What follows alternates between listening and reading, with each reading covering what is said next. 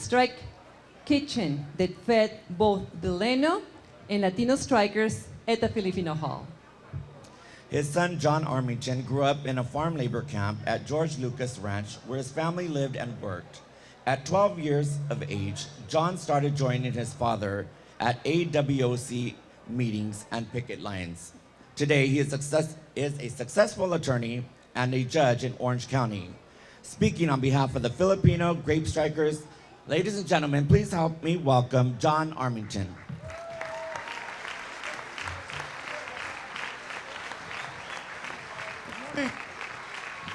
Hello. Go. In Filipino, when you wish somebody welcome, this is my home, this is your home, we say mabuhay. So, to all of you, mabuhay. Mabuhay. I followed my dad around from the time I grew up at the George Lucas Ranch between here and Early Mart. He was the president of the Filipino community many years, and also the worshipful master of the Grand Oriente Filipino Masonic Lodge here in Delano. I followed him when he went to AWOC meetings. There were 2 meetings in Delano. The first one was held, went hours. It was hard. There were a lot of people worried. By 1965, the Manongs were already in their 50s and early 60s, worried about enough money to survive and retire on. And the families who had come since World War II had bought homes, had children, and they were worried, if we strike, how long will this go? And then we're only making $1.20 an hour. What else can we do? And if we don't have a job, we're going to lose everything we ever came for. So we had a second meeting. The meeting was to start at 3 o'clock. By noon, the Filipino Hall was filled out the doors with workers and the foreman. And that meeting went for hours, crying, worrying, wondering, hoping to change something.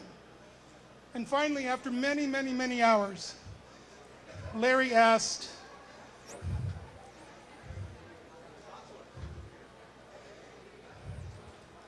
if there could be a vote. The vote was after my dad made the motion. I remember him standing and talking, and Fred Abad, brother Fred Abad, who was the last Filipino who lived at the Agbani village, seconded the motion. And that day they said, who agrees? The whole room raised its hand. All the Manongs raised their hands. And the next day at 3 o'clock in the morning, we met at the hall and the strike began.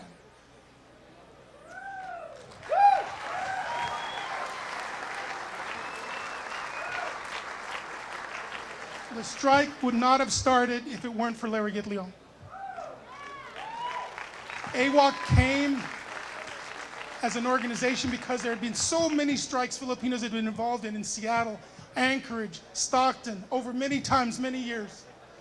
My dad remembers in the 1930s, during the Depression, it was so bad, he didn't earn any money for 1 year working near Stockton. He worked for the food they would give him to eat. And you know where they lived? In a barn with horses, not in a camp. It was that bad. So they struggled many, many times and often lost. And they wondered, would this win? So within a week, within a few days, the water gets turned off, the gas gets turned off, the electricity gets turned off. And where you've been living for 25 years is no longer home. So we leave. Our home with 3 bedrooms has 64 people living in our house. All the Manongs from the camp that didn't have anywhere else to go.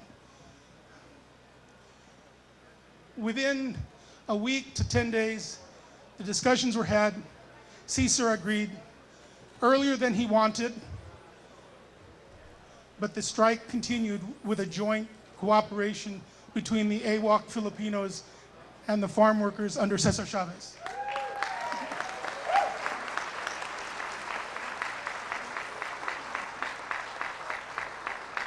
I didn't know as a 12-year-old that that would be really important, but it turns out I am also an original striker, as were many of my classmates and friends here in Delano. 5 years in order for people to continue to pay their mortgages. Foremen like my dad went from Coachella to Lodi and got jobs.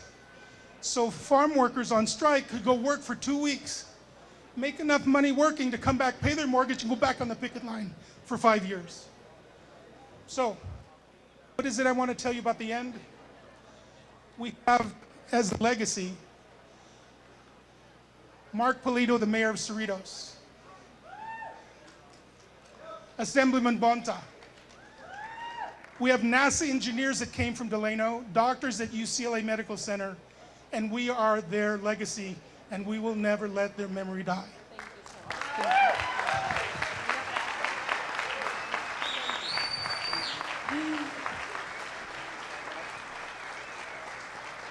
A very important speech from everybody. You know, we are very honored to